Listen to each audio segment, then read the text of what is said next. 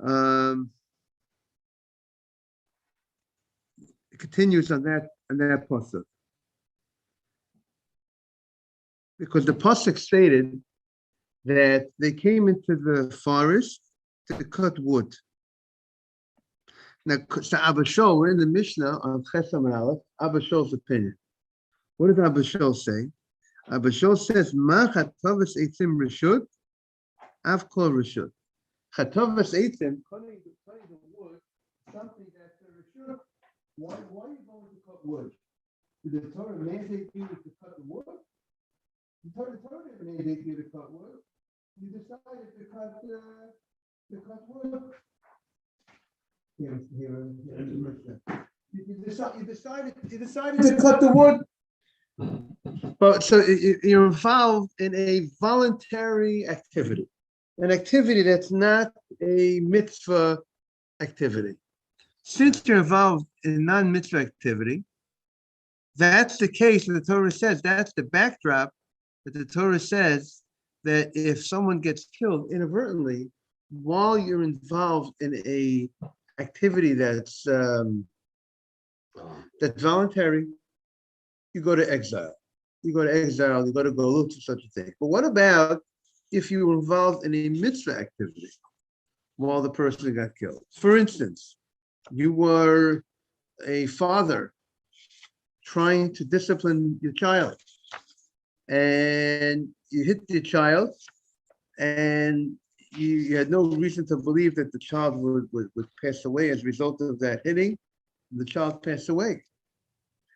And the point of you hitting the child was for the point of making sure that the child acts properly. So you were doing a mitzvah. Or if you were the shliach bezdin, the court messenger, some learn that the case is, if you're the court messenger, let's say to give malkut, the court estimated that the person could handle a certain amount of lashes, right?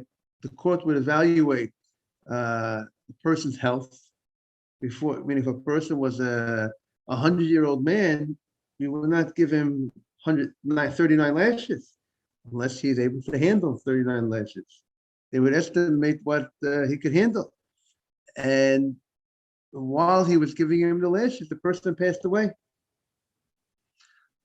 You know, like there was a boxer by the name of Ray something Mancini. And he was boxing the guy, and he killed the guy in the ring. The guy never got up. I think it was a Japanese guy he was fighting, Ray Mancini, and he knocked the guy out, and the guy never got up.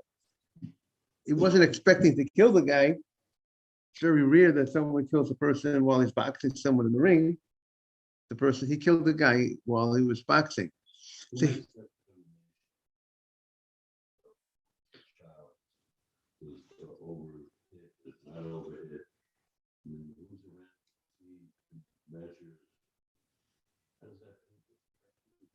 right. So the case of the bezdin of the court is easy.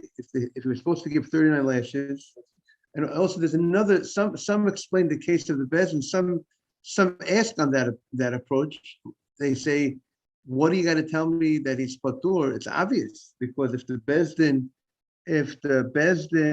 the court estimated the person was able to take those amount of lashes, and then he died when you were giving him that amount of lashes, so it's obvious you're exempt, because that's an anus.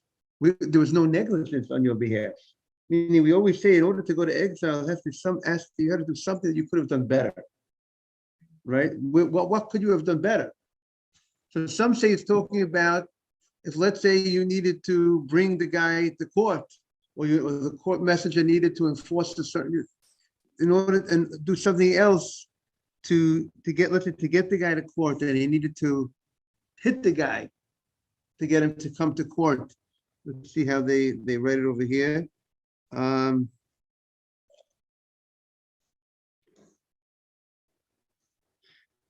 Let's see.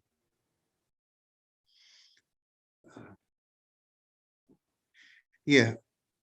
With the messenger of the court, they invited one of the people to come to court. Good morning, doctor.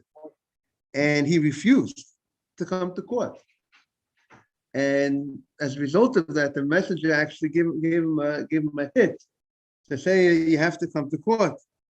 And as a result of those hittings, the guy died. But again, he was involved in mitzvah. And I would say the case of the father, the case of it was a normal type of discipline today, but it wasn't something that the guy, I presume if the guy was someone who went out, who did something extraordinary out of excess, that's not the case that we're talking about. We're talking about when the guy did that would be negligence. But even that, he might not go to exile if he did excess, because then it's negligence, right? In order to go to exile, it has to be in the middle of the road type of inadvertent killing. It was not a complete negligence, but not a complete accident. So if the guy did excess, then maybe that's called that negligence. So obviously it has to be something a little bit more in the middle. That maybe he should have been a little bit more careful, but he wasn't really grossly negligent. What did Akiva? So the father, the child, the rabbi, and the student, if they hit the student or the child, and the child or the student passed away, they do not go to exile. You hear that case, Dr. Navid? You hear the case? If the rabbi, in the old days, it was much more common that a rabbi would hit a student if the student would not be acting properly. Or father would hit a child if the child would not be acting properly. But if they're involved in that mitzvah, they're doing it for the right reasons, they're involved in that mitzvah, and the child or the student passed away, Mishnah says Abba Shaul says that there is no exile in such a situation. Okay? He's patur, he doesn't go to exile. That's now. Whether he has to do tshuva, whether he should go and repent because someone died as a result of his hand, he has to still say to himself,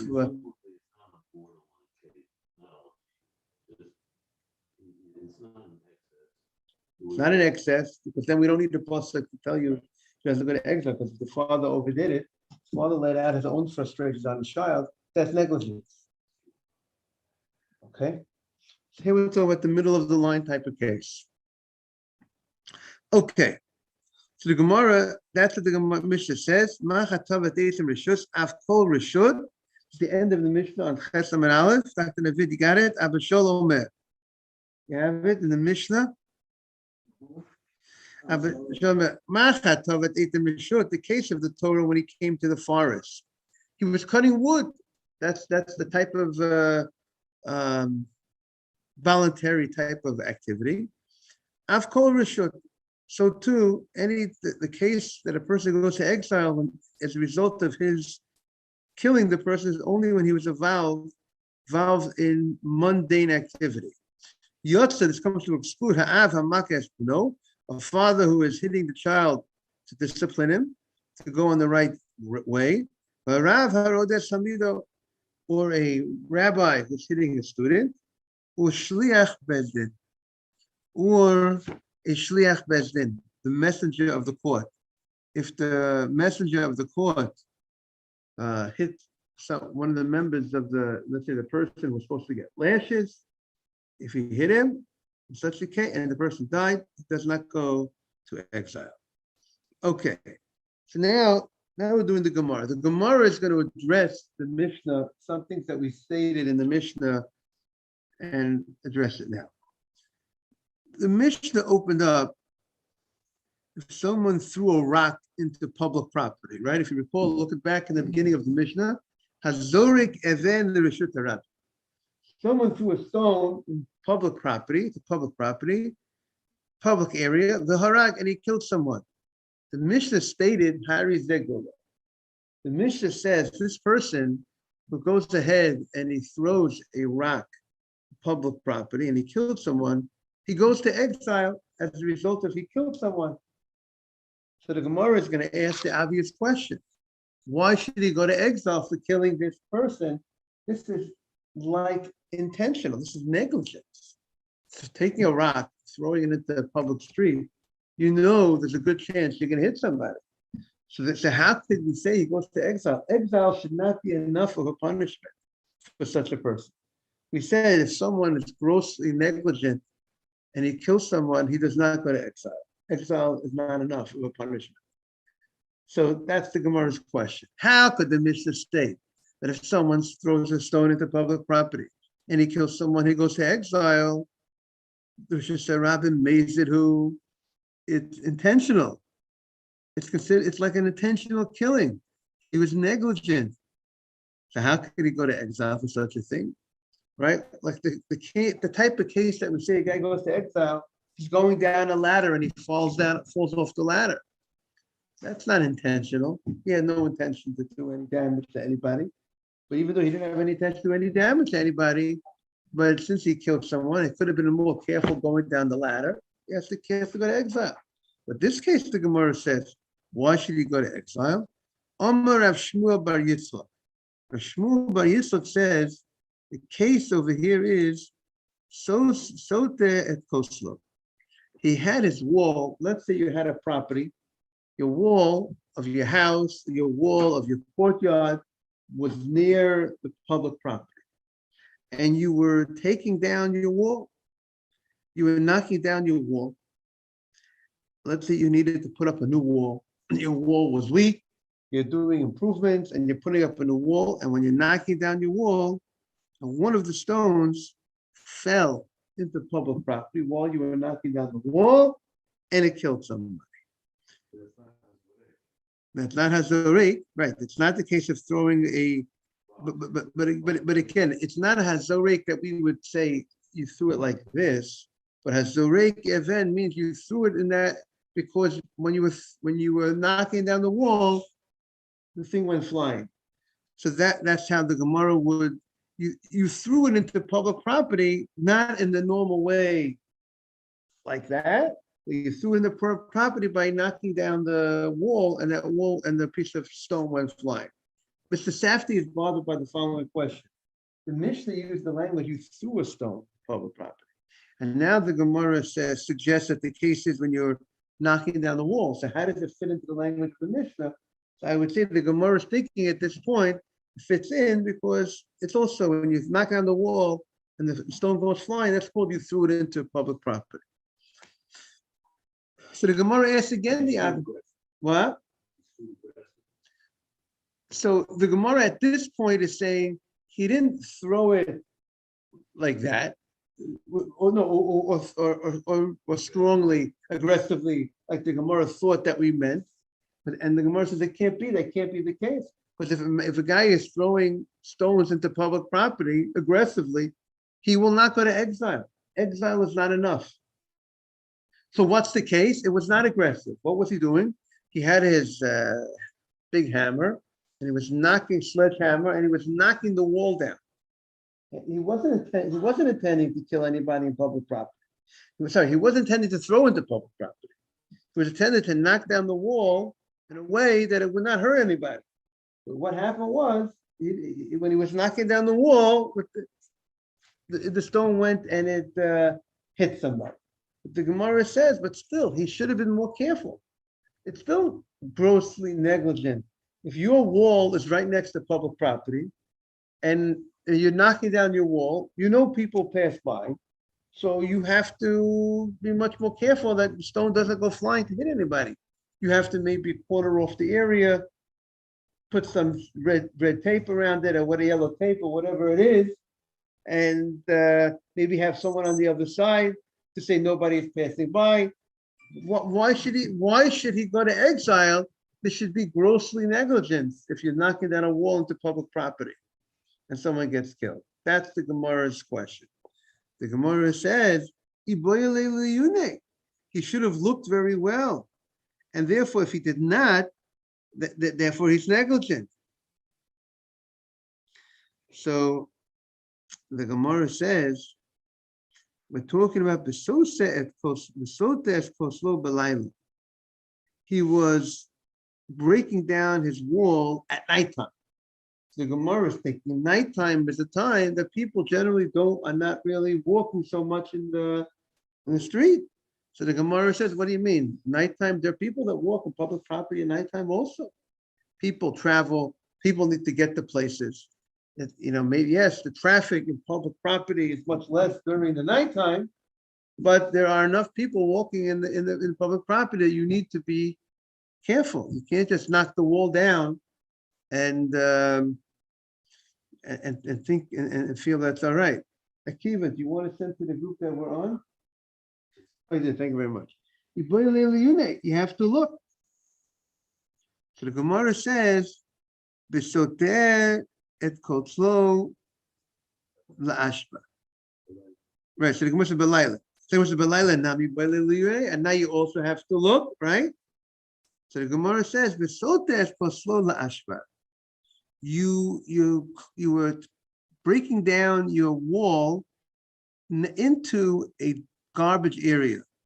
That means, let's say your wall was next to an area that people place garbage at.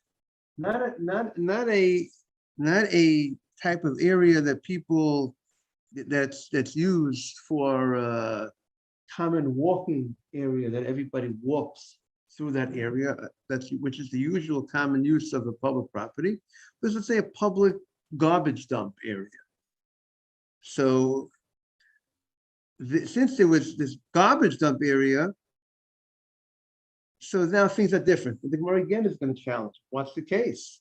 If people go to this garbage area, so then it should be what's the difference whether you're breaking down the wall into a place where people are walking, or walking in the street, or you break down the wall into a garbage dump area. If people go there, you should have to be responsible. So the Gemara says, "Hey ashba hechidami." What's the case of this ashba? Ish chichi barabim. If it's the situation that people frequent this area, people go to this garbage area, posheahu, then you're negligent. Because again, if people use this garbage area on a regular basis, so then you should be concerned that people will be there. But if, let's say, it's a place that people generally don't go, it's an old area, old dumping grounds that people, it's not common that people go there. So the last time somebody went there was who knows how long ago. So the Gemara says, then onasu. So the Gemara says that then it's an onus, then you weren't really negligent. So it's interesting that even the language of the Gemara here, that if it's not common that people go to that garbage dump, it was not something that you should have expected. I mean, you could ask, maybe the fact that it's not common, but if people do go once in a while, why wouldn't that be something that I should have looked at? So I see on the bottom over here that they ring the Ritva. The Gemara does not mean that it's only some people go there. Because if you know that a few people go to this garbage dump, then definitely you would have to be concerned that maybe if some people use this garbage area, let's say it's very infrequent, very uncommon. But the fact that some people once in a while will use it, once every few months will use it, maybe there's a guy going to be there at the time you're throwing your rocks into this garbage dump. You're knocking your wall into this garbage dump. The Ritva says that the Gemara means that nobody goes there. That's what the Gemara means. And the reason why the Gemara used the language it used, because since the Gemara used the language, if people frequent it, so the Gemara says also if people don't frequent it. But the Gemara doesn't mean if they don't frequent it, but they do come on occasion, then that will not be an onus. Is that clear what the Ritva says? The Ritva says that when the Gemara says the flip side, if people go there on a regular basis, then that's negligent. If people don't go there at all, then it's an onus. Then it's an onus. So let's see what the Gemara is going to answer. Amar Papa.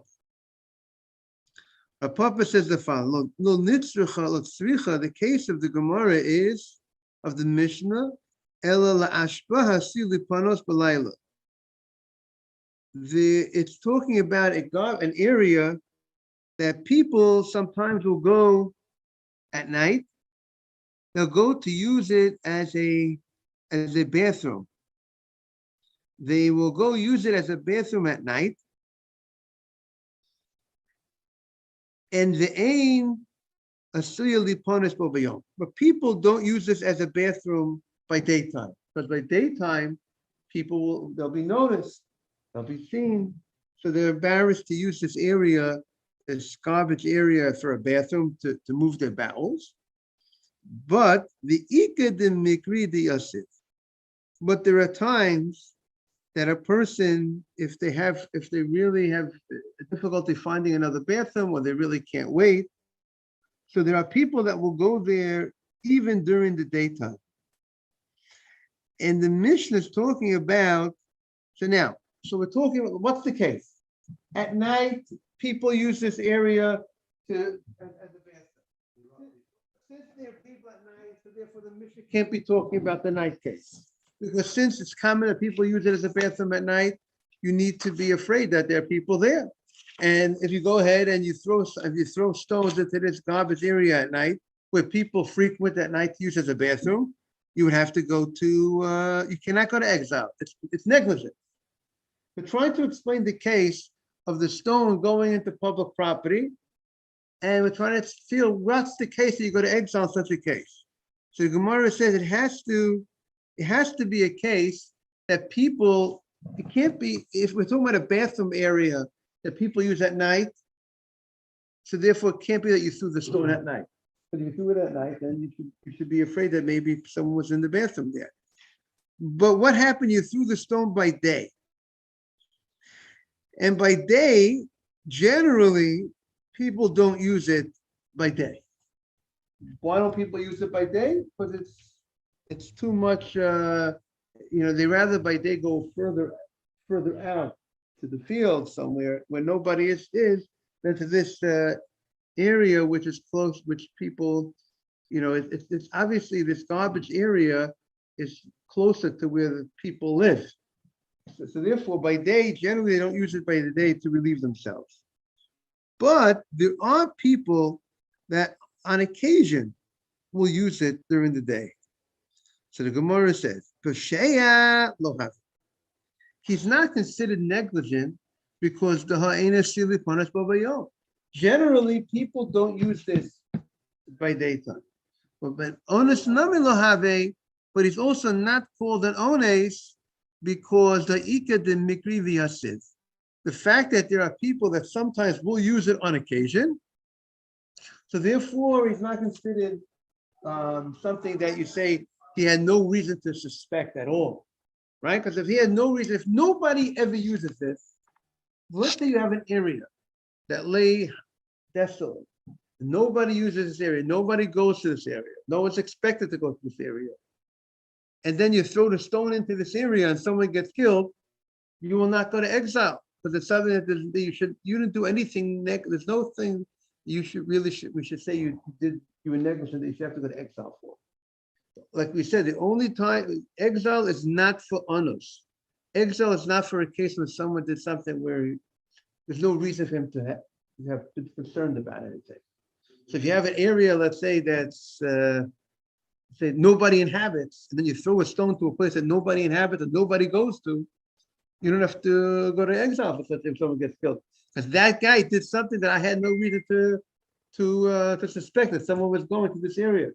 Just like if you would have a piece of tape, you would have yellow tape in front of an area, and someone goes ahead and that area is closed, and you throw a stone to that area, and someone happens to bit inside. There's no reason for you to suspect that anybody should be in this place. So therefore, the Gemara says, but here the case was that people on occasion will use it during the daytime. The fact that there are people, even though they generally don't use it, but if a guy is stuck, he would use it. Therefore, it's enough of there's a small negligence, and therefore he goes to exile for not being careful. That's what the Gemara says. Morning. Right, because it is a small possibility, that's enough of a possibility. Good morning, Jake. That you have to be concerned that somebody is there, and therefore that's considered a negligence. And you go look for that. Okay.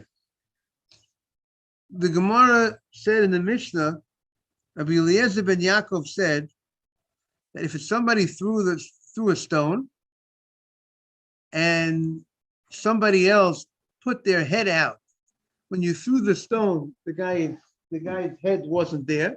Let's say you were throwing a stone in a certain area, and he wasn't there, but then he walked into the line of fire.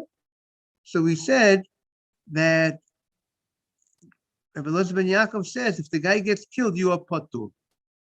You are patur in such a situation, because the Torah says that when you threw the stone, the guy was there when you threw the stone.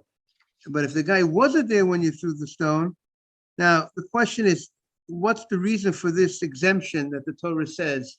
Is it just a Zeret HaKasuv, that the Torah says that in order to go ahead and go to exile, you have to have certain criteria, and the criteria has to be that the person was there at the time that you threw the stone, and if the person, meaning the spot that the stone hit, the place of the occurrence of the death, the person was there when you threw the item. If the person walked into that spot, you do not go to Galut. I saw there's different. The Galut is only at the time that you threw the stone. He wasn't, that the victim was in the spot when where the stone eventually reached. At the time you threw the stone. Let's say the guy was standing over there. You threw the stone. He was there when time you threw the stone. It met the person. Matzah Esra'elu. The pasuk says it found the person who was there in the beginning. He was there at the time you released the stone. But if he wasn't there at the time you released the stone, and then he walked into it, you do not go to exile. That's not the case. You go to exile. Yeah, that's the case of the Torah. The case of the Torah that you have to be more careful, that you're responsible if he's there at the time. Let's say a guy, it sounds like if a guy is throwing stones and the guy walks into the stone, and when did he walk into the stone? That after I released the stone, when I released the stone, it wasn't going to hit him. It wasn't going to hit him. It only hit him. There's witnesses. There's people.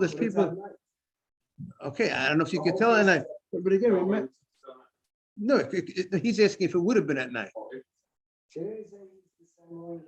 So now we're going back to a new case. Now we're going to a new thing in the Mishnah.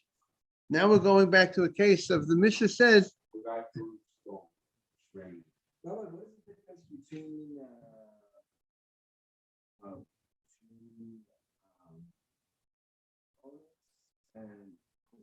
Onus is a total accident. Something you do not have to be concerned that anybody was going to be there. Poshea means negligence, something you should have been concerned. So in both cases, both extremes, you don't get exile. But Poshea, if you're negligent, you will not go to exile. And if it was a total accident, you don't go to exile. Because if you're negligent, you don't go to exile because exile is not enough. If you were negligent, exile is not enough. Therefore, there's no exile. God will deal with it some other fashion. And if it was a total accident, he also doesn't go to exile because he doesn't deserve that type of punishment. Okay, so now the Gemara is going to explain a little bit this the drasha that he said that if the person walks into the line of fire, so to speak, then you are not obligated galut, you're not obligated exile in such a situation, right? So now the Gemara explains. Tana Rabbanan, you have it? We're in about the five wide lines. Tana Rabbanan, umatzah. The pasuk says umatzah, that the case of the Torah was you came into the forest to chop wood, and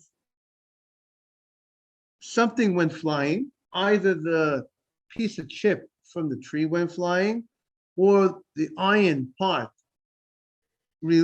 dislocated from the handle, and it went flying. And the pasuk says it found your friend. It found. Let's say we'll go like the Chachamim's shot, that the iron slipped off the handle, and it found your friend.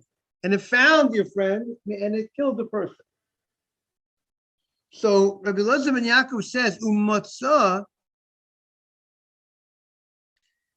teaches you prat. It comes to exclude mamsi es asmo. If the person reaches the place of the death after the stone was already thrown. It's like you say, it found, the stone, the iron found that person. What is it? The Gemara translating the word found. You found something that was there at the time that you threw it. It met that person. Meaning to say, not that if you say the word matzah, the Gemara's understanding matzah means it found something that was already there. The victim was in that spot, and it found it like this. It hit that target, that the target was there. Matzah, it met the thing that was there.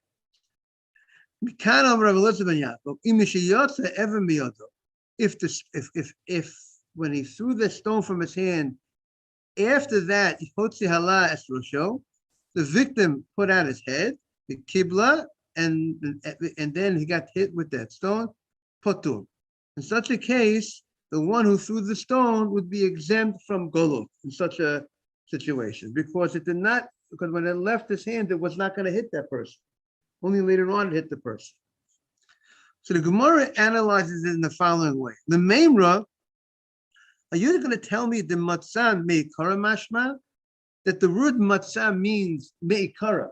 The Gemara is translating matzah is you found the thing that was there originally. It was in that place.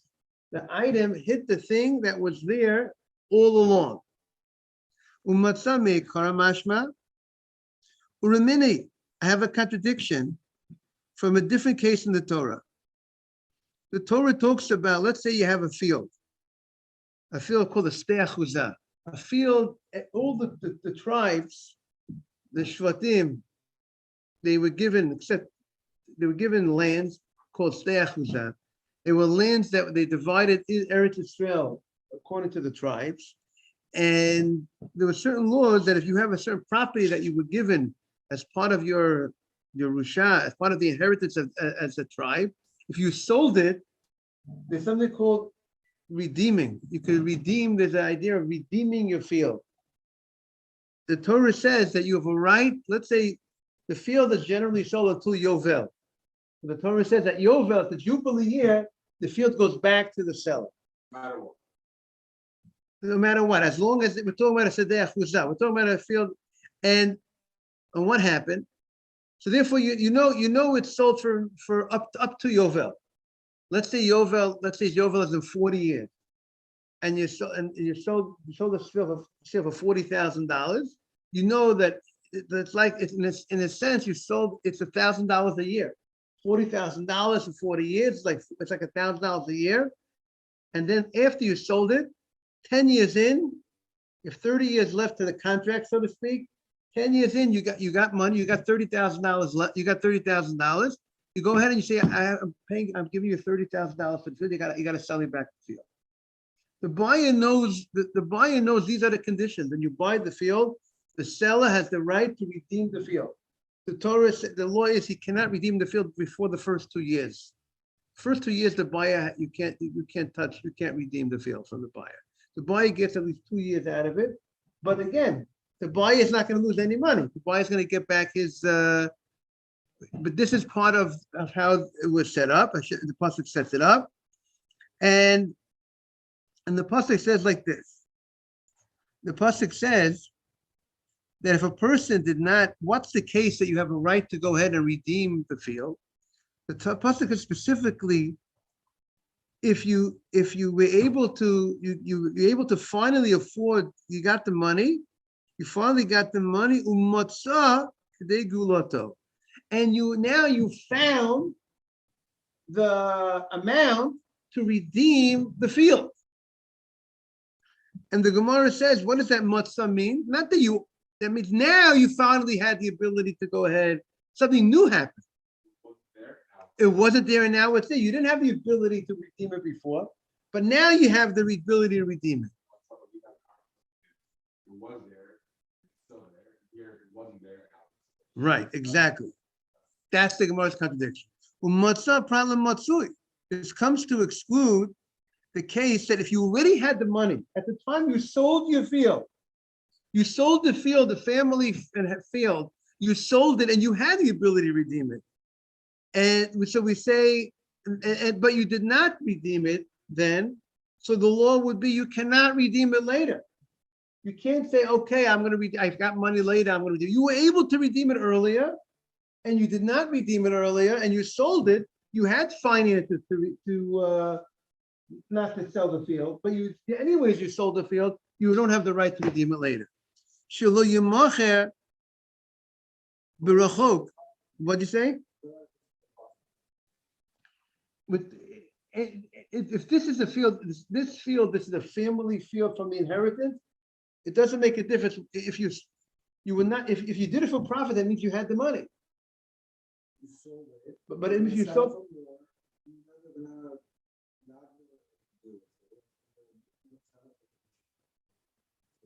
Okay, so let's see the next case. Let's see if that will answer your question. Let's see. So he shouldn't sell a field that's far away and redeem with something close.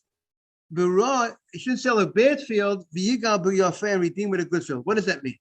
If a person sold a property, his field, it's their chuzah, and he doesn't have money to redeem it, and because he wants to redeem it, what does he do? He sells another field that's in his possession, that's far away, and he wants to redeem with this money that he's going to get. He's going to get money. He has this other field that he's going to sell now, and he'll get money from that new field that he's going to sell now, and he'll be able to redeem this field, the other field. If he had these fields at the time, let's say he has two fields, he has another field, and he wants to sell this other field now. So let's hear what the case is. Let's see what the case is. If a guy, if he wants to redeem, he sells another field that's in his possession that's far away, and he goes ahead and he sells another field, and he wants to take the money from that other field and take that money to redeem the first field that he sold. But he had that other field with him the whole time. So since he had the other field with him the whole time, at the time he sold the first field, so that's not called matzah k'dei gulaso. It's not called that he didn't have the ability. So we'll see more tomorrow exactly what the case is, that when you had the money beforehand and you sold property number one, you can't redeem it later. We'll have to see more details on that tomorrow. Have a great day, everybody. This case needs more clarity. Okay, we'll see you tomorrow. All the best.